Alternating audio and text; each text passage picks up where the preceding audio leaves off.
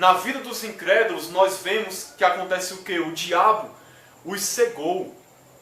Aqueles que não são cristãos estão cegos pelo diabo. Como diz lá em 2 Coríntios 4:4, nos quais o Deus deste século cegou o entendimento dos incrédulos, para que lhes não resplandeça a luz do Evangelho da glória de Cristo, o qual é a imagem de Deus. Então, o diabo tem cegado os incrédulos. Como que ele faz isso? Arrebatando a semente da palavra que é pregada. Como diz na parábola do semeador, quando as pessoas não dão crédito à palavra, as aves do céu vêm e roubam a palavra. É Satanás que rouba a palavra das pessoas, que não dão atenção à pregação do Evangelho e elas permanecem nas trevas, permanecem cegas. Só que com os cristãos não é mais assim. Por causa da vitória de Cristo, os cristãos não podem ser cegos. O diabo não pode cegá-los. Pelo contrário, Jesus abriu os nossos olhos. Jesus abriu os olhos de todos aqueles que creem. É o que diz em 2 Coríntios 4:6. Porque Deus que disse, das trevas resplandecerá a luz. Ou seja, vai sair luz, vai resplandecer luz onde há trevas, que são em nós.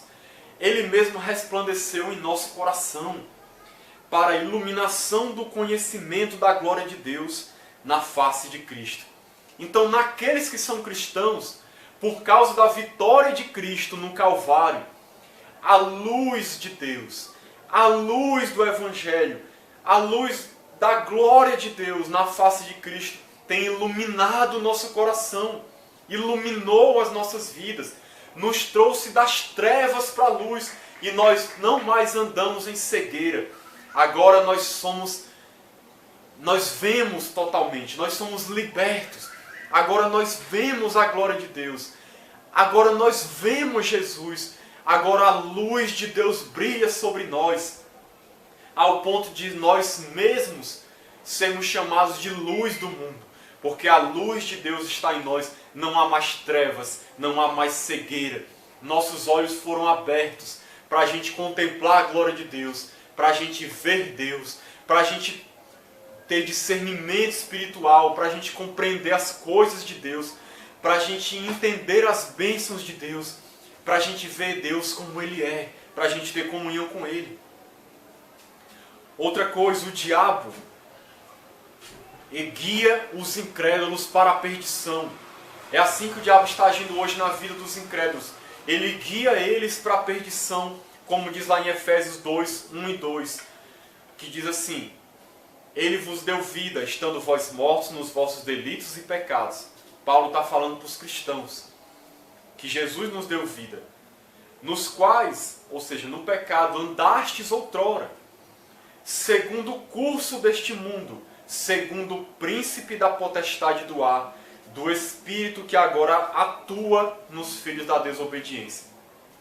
Então aqueles que não são cristãos, como o texto diz aqui, eles andam segundo o príncipe da potestade do ar, segundo o espírito que atua nos filhos da desobediência, ou seja, naquelas pessoas que estão andando em desobediência, que não têm Cristo na sua vida. Eles estão andando segundo o príncipe da potestade do ar, ou seja, o príncipe da potestade do ar, que é o diabo, é quem rege a vida das pessoas que não conhecem a Cristo. Ele as leva como marionetes para onde ele quer, porque essas pessoas estão cegas. Então, ele arma armadilhas para elas, tentações, oferece para elas todo tipo de vida pecaminosa, de práticas pecaminosas, oferece tudo que é mal, tudo que desagrada a Deus, o diabo oferece para as pessoas que não conhecem a Cristo. Por elas estarem cegas, elas vão sendo levadas pelo diabo, sendo conduzidas pelo inimigo para onde ele quer, para viver uma vida de perdição, uma vida miserável, uma vida destruída, uma vida na escravidão do pecado, fazendo todo tipo de coisa que desagrada a Deus. Mesmo eles achando que eles é que estão tomando as decisões, mas na verdade, por trás está o espírito das trevas, está o diabo agindo nos seus corações, escravizando eles, levando eles para uma vida de perdição, para longe de Deus. É isso que o diabo faz na vida daquele que não conhece a Cristo. Mas na vida do cristão é exatamente o contrário. No mesmo texto de Efésios, Paulo diz que Jesus nos deu vida, estando nós mortos nos nossos delitos e pecados. Então o que foi que Deus fez? Deus nos deu vida por meio de Cristo. Nos libertou da escravidão do pecado. Quando Ele nos liberta da escravidão do pecado, o diabo perde o seu poder de nos acusar.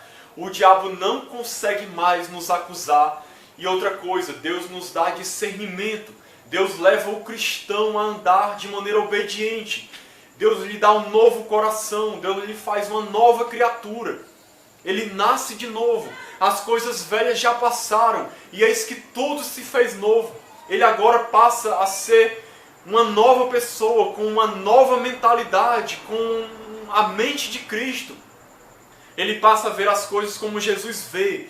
Ele passa a sentir como Deus sente. A andar de uma maneira agradável a Deus. E o diabo, ele até tenta os cristãos. Tenta levá-los para longe de Deus. E às vezes, se a gente não vigiar, a gente pode cair nas suas tentações. Mas isso não é o normal, isso não é o habitual. O normal é nós estarmos livres das tentações do diabo. É nós não cairmos nos seus enganos.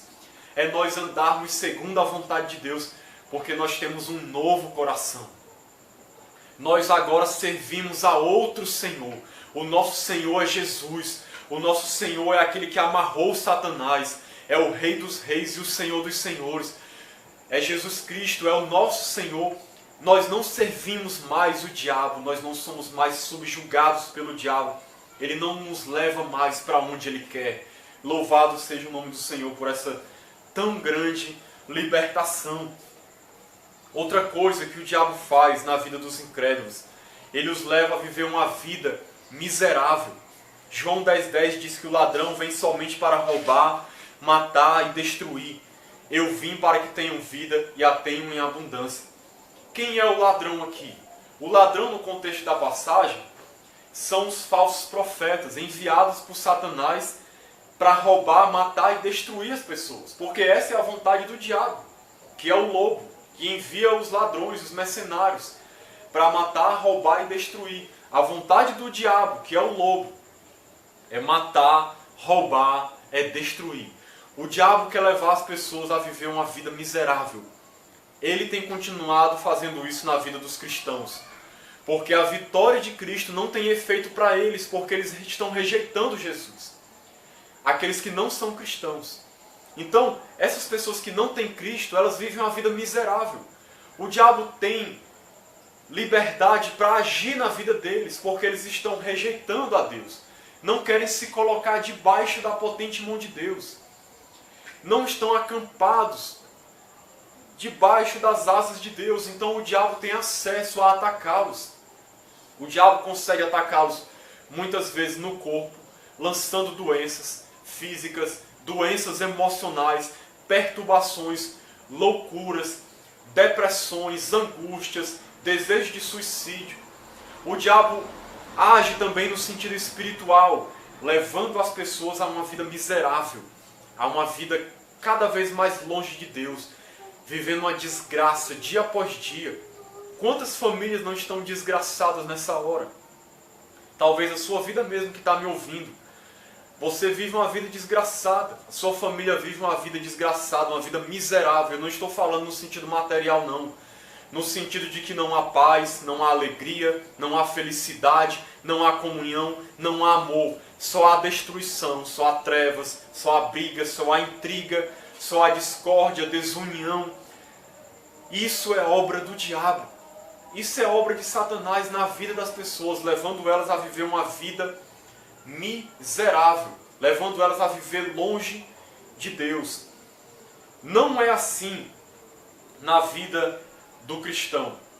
Não é assim na vida daquele que tem a Jesus. Porque assim como em João 10,10 diz que o diabo veio para roubar, matar e destruir, mas Jesus diz: eu vim para que tenham vida e a tenham em abundância. Então o que acontece?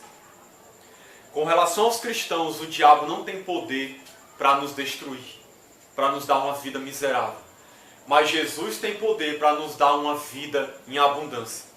Então, no momento que Jesus venceu o diabo na cruz, Jesus conquista a autoridade para vir agora oferecer salvação para as pessoas, e aqueles que aceitam a salvação, Jesus os liberta das mãos do diabo. Jesus os arranca do reino das trevas para o seu reino de amor. Jesus os traz, quebra os grilhões, quebra as cadeias, tira eles da vida miserável que eles viviam, escravizados pelo pecado, subjugados pelo diabo.